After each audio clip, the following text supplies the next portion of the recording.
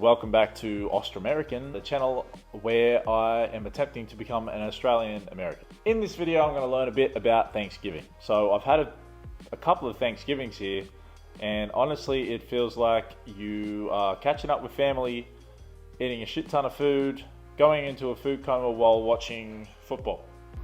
So that's been my experience so far, and I know that there's some significant reason for having Thanksgiving that's tied to American history, so I'm going to learn about it.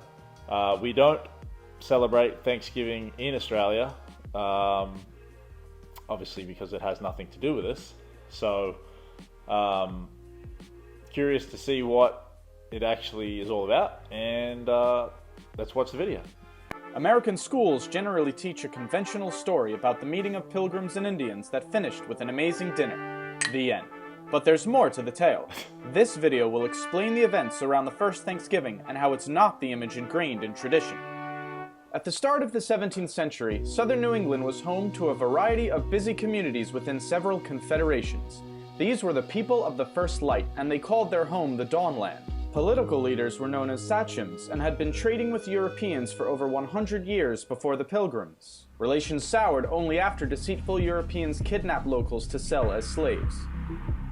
Permanent European settlement was impossible due to the already high population of native occupants. But in 1616, tradesmen introduced a disease to the Dawnland, whose inhabitants died in droves from a lack of immunity. In 3 years, up to 90% were wiped out in several confederations, including the Wampanoag.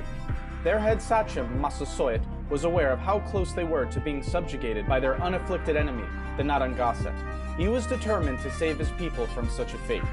This was the political world the Pilgrims were about to enter. The Pilgrims were not called Pilgrims by their contemporaries. They were known as Separatists, a branch of the English Puritans. King James hated Puritans and began persecuting them in 1604, so the Separatists fled to Holland, where they were free to worship. But because they feared losing their national and communal identity, the congregation wanted a new place to plant their church. They decided on America and asked King James for a patent that would grant them rights to build a colony. They planned to make a profit catching fish to pay off the debts to their investors. The Mayflower set sail on September 6th. 2 months later, Cape Cod was spotted and 16 men were sent ashore to inspect the area. Unfortunately, the settlers didn't know how to fish and food was running out. They resorted to stealing from graves, homes, and storage pits to keep everyone alive. Then came their first hostile encounter with natives, but no one was killed. On December 12th, they reached New Plymouth. They did not land on any specific rock, but folklore insists they did. Construction began in January. By winter's end, 44 settlers would be dead from bad conditions.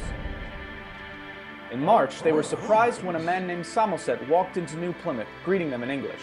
He told them they were building on top of a village called Patuxet, whose residents had all died from the recent epidemic. It belonged to the Wampanoag, and their chief, Massasoit, was watching them. The settlers were eager to trade, so 5 days later, Samoset returned with furs and companions, including Tisquantum. Known famously as Squanto, he had come to tell them in perfect English that Massasoit had arrived. After years of dealing with Englishmen, the sachem did not trust the newcomers. Edward Winslow was sent to be a hostage and declared the settlers' peaceful intentions. Satisfied, Massasoit walked into New Plymouth and was regally greeted by the governor. A peace treaty was created, ensuring mutual protection if attacked by enemies. With the help of Squanto, New Plymouth settlers began to fare better. He taught them how to grow crops and was absolutely vital as an interpreter. To the Separatists, he was a gift from God. But in fact, Squanto had been kidnapped from Patuxet in 1614 and shipped to Spain to be sold into slavery. He ended up in London at the home of a merchant who taught him English and arranged for Squanto's return to the Dawnland in 1619. But Patuxet was now gone, wiped away by the epidemic. Massasoit took him in with suspicion because of his years abroad, but needed a translator to parley with the newcomers. He eventually sent his warrior Hobamok to live among the settlers and keep an eye on Squanto. By fall, the settlers had a bountiful harvest and a feast was held to celebrate. Massasoit showed up with 90 warriors and 5 deer for the meal. For 3 days, the English and Wampanoag ate and entertained one another. This was the famous first Thanksgiving children learn about in school. However, the word Thanksgiving would not have been used by these settlers to denote a harvest feast. For Puritans, a day of Thanksgiving was a day of fasting while giving thanks to God in prayer. But the story of Pilgrims and Indians does not. So the religious folk would not eat. So not eating on Thanksgiving is religious. Not end here. During New Plymouth's first year, Squanto had been up to something. Realizing his substantial power as the only English speaker of his people, he conceived a plan to overthrow Massasoit. He persuaded locals he could command the English to make war or peace at his will. Hobomok was suspicious of Squanto and warned Governor Bradford. Soon enough, they discovered Squanto's plot and informed Massasoit, who was furious. He demanded Squanto be handed over for a swift execution. Bradford refused. The interpreter was too valuable to give up. But according to the treaty, Squanto's life belonged in the hands of his sachem. Bradford finally conceded. He was about to hand over Squanto when an unidentified ship appeared. The alarm it caused delayed Bradford and worried Massasoit's envoys. Angered and impatient, they left. The ship carried 60 Englishmen planning to build a colony near Boston.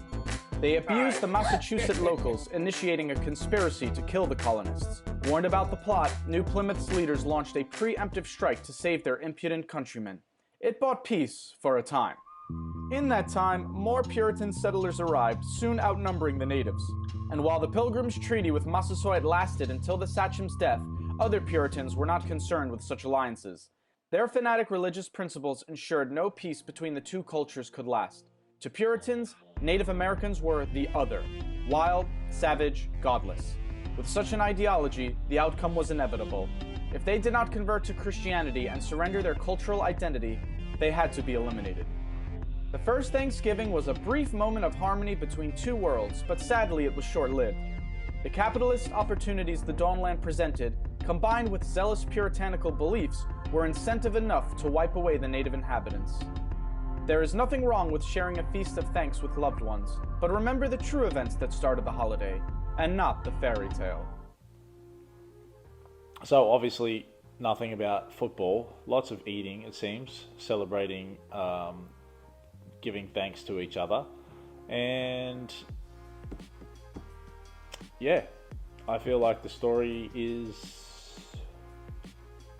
should still be celebrated, and I think obviously it's turned into something else. I think it's a cool story. You know, it's a cool story on how Thanksgiving came about. I think it's obviously been commercialized by America over the years, and it's kind of just turned itself into what it is today. Thanksgiving, football, food, and family. And yes, I will pay tribute to the Native Americans and what they sacrificed and what they went through at that time.